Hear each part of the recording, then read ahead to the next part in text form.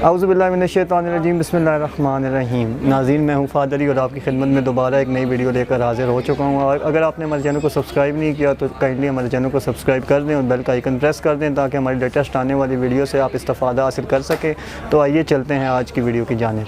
तो जनाब, आज की हमारी वीडियो का टॉपिक है कि कैसे पाकिस्तान दो हिस्सों में तकसीम हुआ। मशरक़ी पाकिस्तान और मगरबी पाकिस्तान, जो कि पहले as a Pakistan he consider किए जाते थे, उनको किस तरह कौन से मामला से दरपेश आए जिनकी वजह से ये दोनों मुल्क एक दूसरे से बढ़ गए और आज एक मुल्क पाकिस्तान रह गया और दूसरा मुल्क बांग्लादेश के नाम से दुनिया में जाना जाता है। तो जनरल अयूब ने जनरल याह्या को फोर्स किया मार्च 1969 में कि वो अपने मनसब से इस्तीफ़ा दे दें। जनरल याह्या, जो कि उस टाइम मुल्क के सदर भी थे, उसके अलावा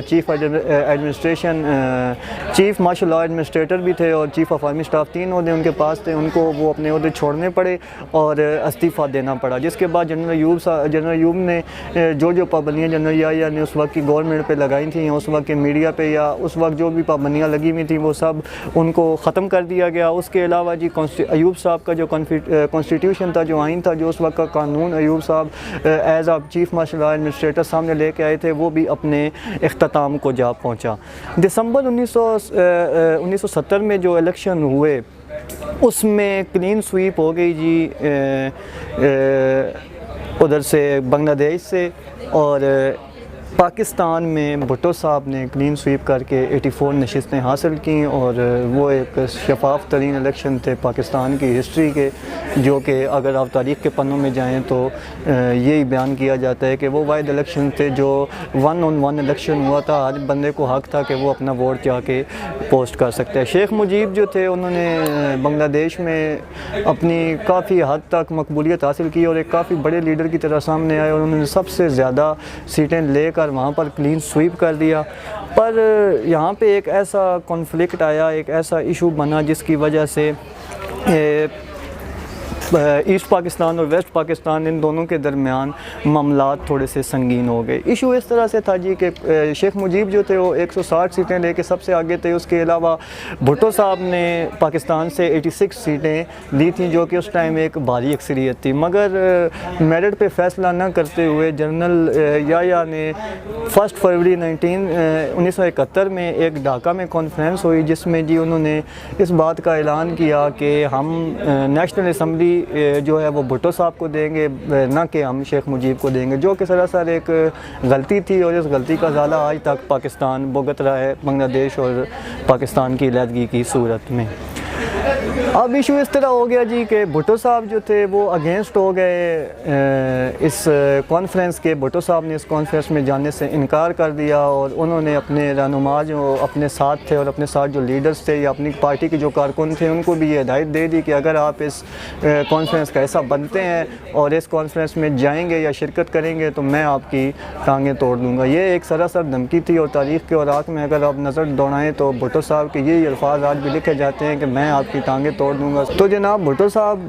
के मुस्तकिल फोर्स करने पर उनके रहनुमाओं ने और उसके अलावा याह्या साहब भी इस बात पर एग्री हो गए कि कॉन्फ्रेंस नहीं की जाएगी और उन्होंने इस कॉन्फ्रेंस को मुलतवी कर दिया और इस कॉन्फ्रेंस को कोई खातिर ख़्वाह जवाब न दिया, जिसकी वजह से जी सिविल नाफरमानी की तहरीक भी शुरू हो गई। इसके अलावा मुफ्ती बामी, जो कि एक हिंदुओं की तहरीक थी जिसमें मुसल्लह हिंदू डायरेक्टली तौर पर पाकिस्तान में इन्वॉल्वमेंट करने लगे, उस तहरीक का भी स्टार्ट हो गया। ये हालात देखते हुए पाक आर्मी ने भी फैसला किया कि वो भी आर्मी अटैक करके डायरेक्टली सामने आ जाएंगे और पाक आर्मी ने डायरेक्टली इस इशू में इन्वॉल्व होकर हिंदुओं के ख़िलाफ़ ऐलान जंग का या इंडिया के ख़िलाफ़ ऐलान जंग का मतलब उनका कत्लेआम स्टार्ट कर दिया। जब इस सिनेरियो में ये सारा मामला चल रहा था तो हिंदुस्तान ने मौके का फ़ायदा उठाया। हिंदुस्तान क्योंकि शातिर था और इसी इंतज़ार में था कि कब पाकिस्तान में ये हालात पैदा हों और वो इस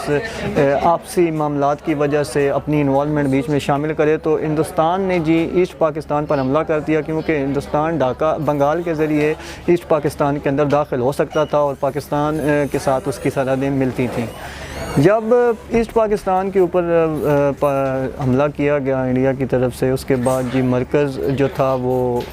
ढाका वो 1000 मील की दूरी पर था, जिसकी वजह से पाकिस्तान आर्मी की सप्लाई लाइन जो थी वो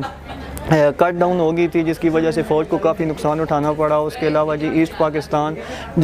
पाकिस्तान जो था वो इन हालात में था कि उस टाइम फ़ौज जो थी वो भी तैयार नहीं थी मेंटली तौर पे, और उसके अलावा काफ़ी हद तक जो थे वो लोग जो लोग थे वो भी इंडिया की काफ़ी हद तक इन्वॉल्वमेंट हो गई थी, जिसकी वजह से आर्मी को भी कुछ इस तरह के मामलात का सामना करना पड़ा जो कि काफ़ी भयानक थे और काफ़ी परेशान कुन थे। मगर इस परेशानी के मौका पर और इस जंग के मौका पर भी पाकिस्तान आर्मी ने अपनी हिम्मत ना हारी और मर्दों की तरह और दलेरी के साथ हिंदुस्तान का सामना किया, क्योंकि ये एक मुसल्लम हकीकत थी कि पाकिस्तान आर्मी जो है वो एक दलेर फ़ौज है और उसका काम है कि वो अपने दुश्मनों का डट के मुकाबला करे। पर हालात इस तरह के थे कि एक हारी हुई जंग सबको नज़र आ रही थी, और उसका अंजाम भी ये हुआ कि पाकिस्तान ये जंग बुरी तरह हार गया, और जिसकी वजह से 90,000 फ़ौजी जो थे वो बांग्लादेश में कैद हो गए, और इंडिया में कैद हो गए, सॉरी बंगाल से 90,000 फ़ौजी पाकिस्तानी जो थे वो कैद कर लिए गए इंडिया की तरफ से। उसके बाद जी जनरल याहिया जो थे उनको वो भी फायर्ड हो गए, भुट्टो साहब जो थे उनको जेल में डाल दिया गया जी, और जो ईस्ट पाकिस्तान था वो बांग्लादेश की सूरत में हमारे सामने एक नया मुल्क बन गया। अब इंटरेस्टिंग ये है कि उन्हीं 4 सालों में जो हिंदुस्तान की साजिश की वजह से बांग्लादेश के जो सबसे बड़े एक लीडर थे शेख मुजीब, उनको भी कत्ल कर दिया गया। कुछ हिंदुस्तानी फ़ौजियों ने उनके घर में दाखिल होकर उनका मर्डर कर दिया। उसके अलावा भुट्टो साहब को तख्ते-ए-दार पर लटका दिया गया, और जनरल याहिया साहब भी इसी असना में चल बसे।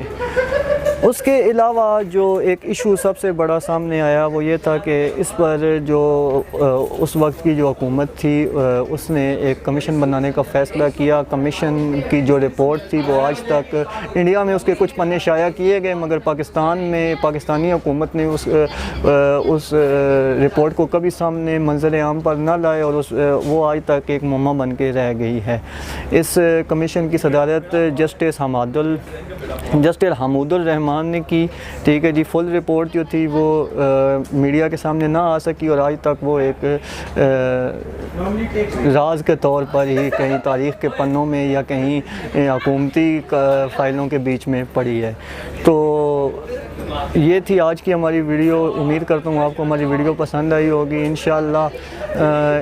एक नई वीडियो के साथ हाज़िर होंगे, जिसमें हम आपको बताएंगे कि भुट्टो साहब ने कौन सा ऐसा कदम उठाया जिसकी वजह से हिंदुस्तान मजबूर हो गया 90,000 पाकिस्तानी फ़ौजियों की रिहाई के लिए। तो अगर आप ये हमारी वीडियो देखना चाहते हैं और उस वीडियो से भी फ़ैज़ हासिल करना चाहते हैं तो हमारे चैनल के साथ ट्यून्ड रहें।